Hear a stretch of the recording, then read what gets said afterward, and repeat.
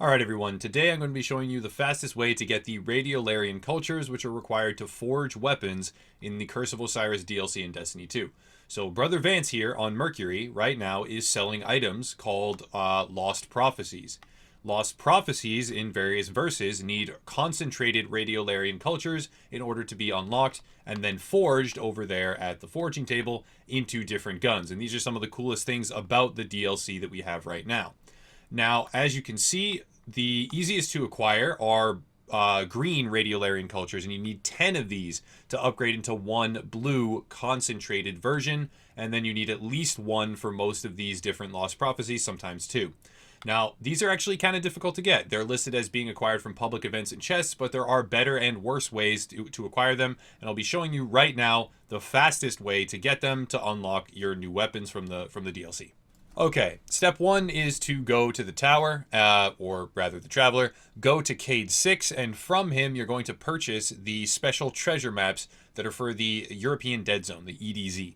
You're going to purchase a couple of these. It really isn't going to take you very long to get what you need, but just buy some and then head over to Trossland, which is the lowest level area in the EDZ, as you can see right here, and then fast travel to Trossland.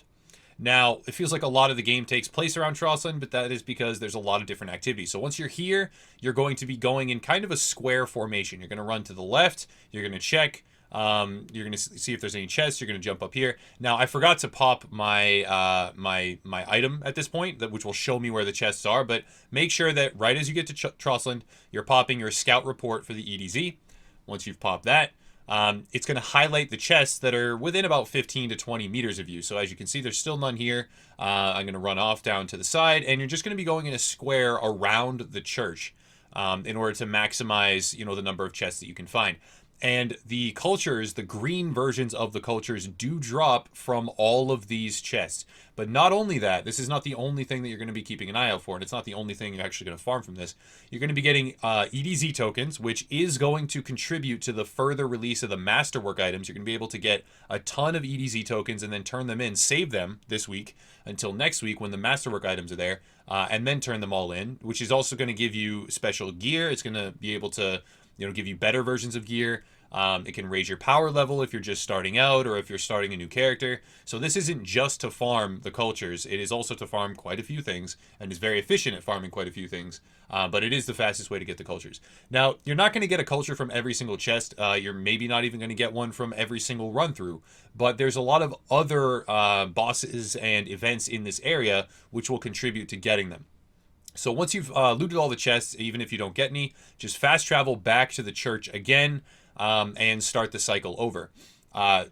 Sometimes you'll have to run a distance away and then come back. If you start to open the chests and not get any loot at all, then you need to leave the area and then come back. So just hop on your Sparrow and, drive off to the outskirts and then come back. You don't even have to go very far. But if you ever open a chest and nothing comes out, then make sure to do that. But also, you're going to have public events in this area. So you can tag public events while you're running this square formation over and over, and you'll be able to set yourself up and possibly get a culture from that public event as well.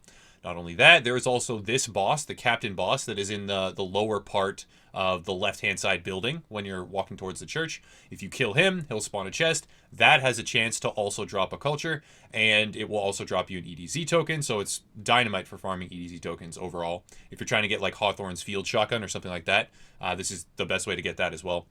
And then there are a couple other roaming bosses here too. Sometimes you'll have a Vandal that walks around, and he'll be walking over to the right or to the left or in front of the church. He's very easy to kill. He can drop a culture. Make sure you're walking in a square again. Up here, sometimes there's a chest. In this case, here's one. And there's also a Servitor that can spawn. And you kill him, you can possibly get a token. And then you can also get legendary engrams from these chests as well. So like I said, you're farming a ton of things. You're getting the cultures the fastest possible. It's the best farming method for that. But you're also getting legendary engrams. You're getting tons of EDZ tokens. And you're potentially getting exotic engrams. As we can see, we have another public event here, which I can do. There's another chest as well. It's just a really concentrated way to farm loot in general. It's very lucrative in that respect.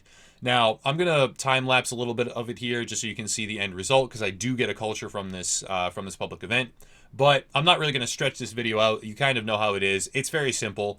Pop the treasure map for the EDZ, the one that you get from Cade 6.